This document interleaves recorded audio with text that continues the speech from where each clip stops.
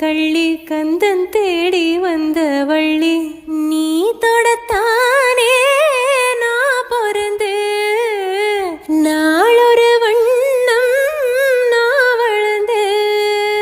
காதோரோ லோலாக்கு